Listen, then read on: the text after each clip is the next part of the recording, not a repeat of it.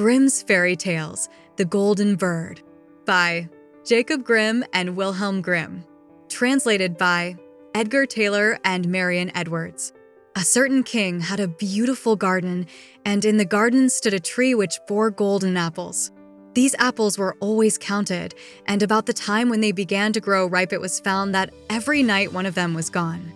The king became very angry at this and ordered the gardener to keep watch all night under the tree.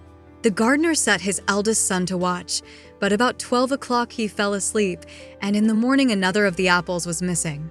Then the second son was ordered to watch, and at midnight he too fell asleep, and in the morning another apple was gone. Then the third son offered to keep watch, but the gardener at first would not let him, for fear some harm should come to him. However, at last he consented, and the young man laid himself under the tree to watch.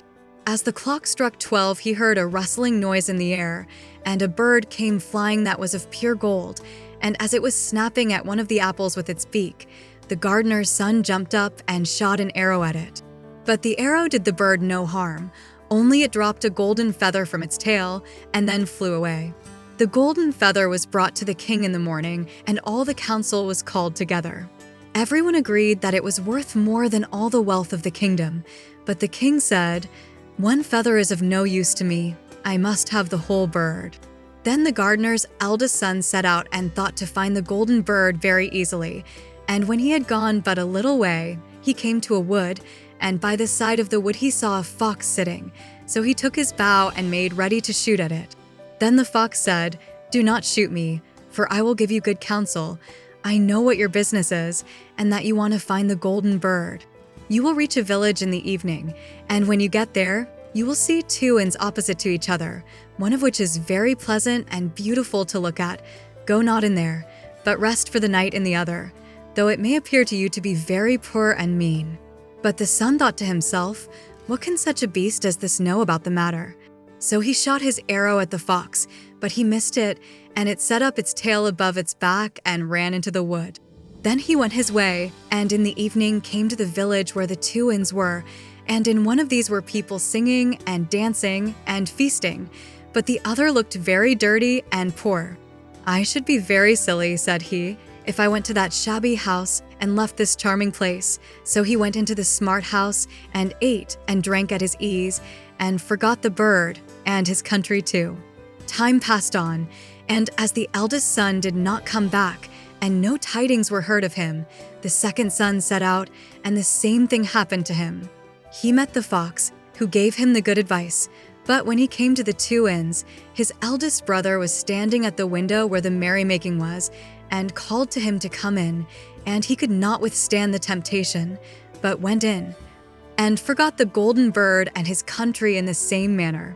Time passed on again, and the youngest son too wished to set out into the wide world to seek for the golden bird, but his father would not listen to it for a long while, for he was very fond of his son, and was afraid that some ill luck might happen to him also, and prevent his coming back.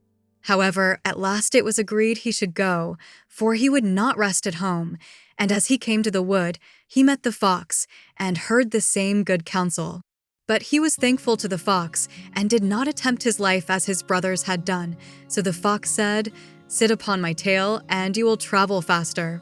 So he sat down, and the fox began to run, and away they went over stock and stone so quick that their hair whistled in the wind. When they came to the village, the son followed the fox's counsel, and without looking about him went to the shabby inn and rested there all night at his ease. In the morning came the fox again and met him as he was beginning his journey, and said, "Go straight forward till you come to a castle, before which lie a whole troop of soldiers fast asleep and snoring. Take no notice of them, but go into the castle and pass on and until you come to a room where the golden bird sits in a wooden cage. Close by it stands a beautiful golden cage, but do not try to take the bird out of the shabby cage and put it into the handsome one, otherwise you will repent it." Then the fox stretched out his tail again, and the young man sat himself down, and away they went over stock and stone till their hair whistled in the wind. Before the castle gate all was as the fox had said, So the son went in and found the chamber where the golden bird hung in a wooden cage, and below stood the golden cage, and the 3 golden apples that had been lost were lying close by it.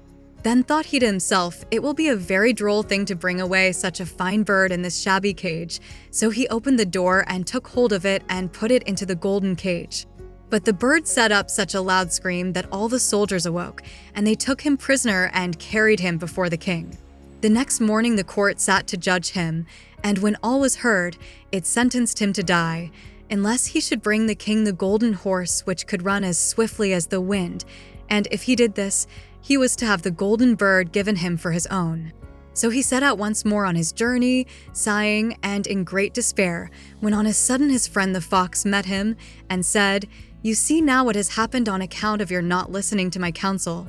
I will still, however, tell you how to find the golden horse, if you will do as I bid you. You must go straight on till you come to the castle where the horse stands in his stall. By his side will lie the groom fast asleep and snoring. Take away the horse quietly, but be sure to put the old leathern saddle upon him, and not the golden one that is close by it." Then the son sat down on the fox's tail, and away they went over stock and stone till their hair whistled in the wind. All went right, and the groom lay snoring with his hand upon the golden saddle. But when the son looked at the horse, he thought it a great pity to put the leathern saddle upon it. "I will give him the good one," said he. "I am sure he deserves it." As he took up the golden saddle, the groom awoke and cried out so loud that all the guards ran in and took him prisoner, and in the morning he was again brought before the court to be judged and was sentenced to die. But it was agreed that if he could bring thither the beautiful princess, he should live, and have the bird and the horse given him for his own. Then he went his way very sorrowful, but the old fox came and said, "Why did not you listen to me?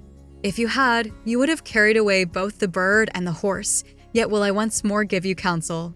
Go straight on, and in the evening you will arrive at a castle. At 12 o'clock at night the princess goes to the bathing house. Go up to her and give her a kiss, and she will let you lead her away. But take care you do not suffer her to go, and take leave of her father and mother." Then the fox stretched out his tail, and so away they went over stock and stone till their hair whistled again.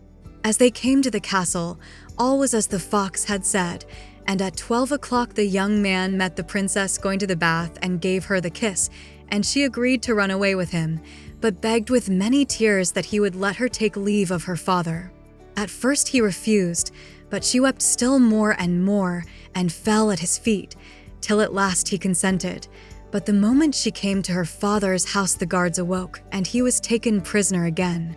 Then he was brought before the king, and the king said, "You shall never have my daughter unless in 8 days you dig away the hill that stops the view from my window."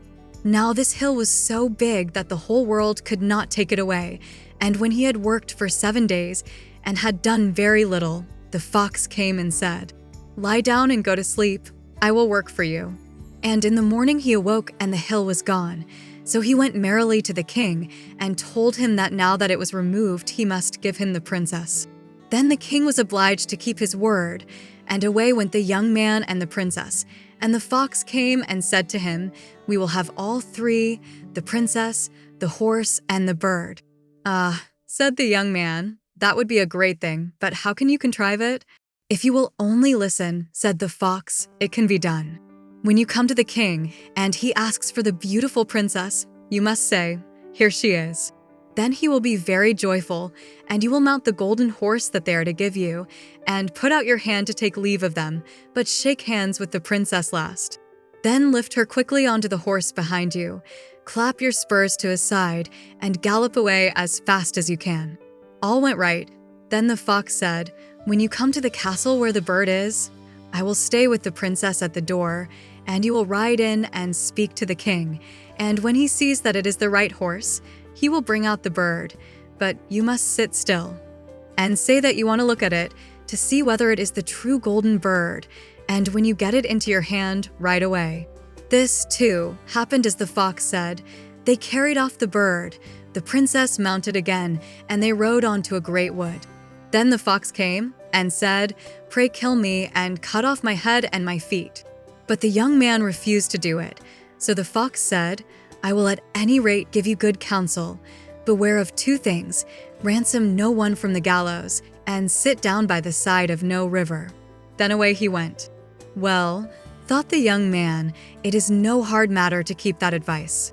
He rode on with the princess, till at last he came to the village where he had left his two brothers.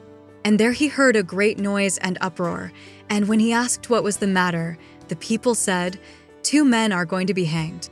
As he came nearer, he saw that the two men were his brothers, who had turned robbers. So he said, "Cannot they in any way be saved?"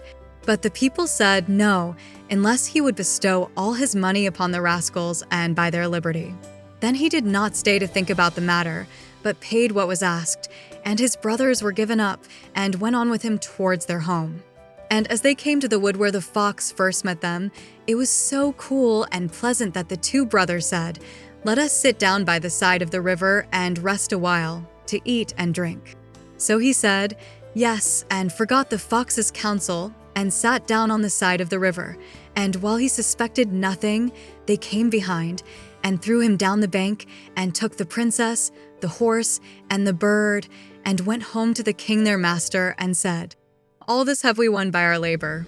Then there was great rejoicing made, but the horse would not eat, the bird would not sing, and the princess wept. The youngest son fell to the bottom of the river's bed.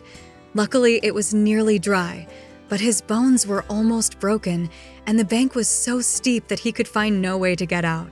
Then the old fox came once more and scolded him for not following his advice, otherwise no evil would have befallen him.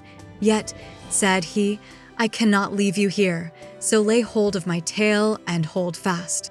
Then he pulled him out of the river and said to him, as he got upon the bank, "Your brothers have set watch to kill you, if they find you in the kingdom." So he dressed himself as a poor man and came secretly to the king's court, and was scarcely within the doors when the horse began to eat and the bird to sing, and the princess left off weeping. Then he went to the king and told him all his brother's roguery, and they were seized and punished, and he had the princess given to him again, and after the king's death he was heir to his kingdom. A long while after, he went a walk one day in the wood, and the old fox met him, and besought him with tears in his eyes to kill him, and cut off his head and feet. And at last he did so, and in a moment the fox was changed into a man, and turned out to be the brother of the princess, who had been lost a great many years.